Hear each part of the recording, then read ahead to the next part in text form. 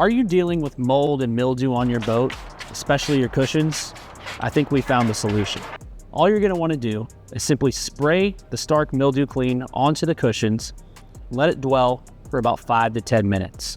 To speed up this process, we like to use like a magic eraser or sometimes a soft nylon brush. So after you get done letting it soak, you're simply going to rinse it off and you're done. Your boat seats will be mildew-free and looking new.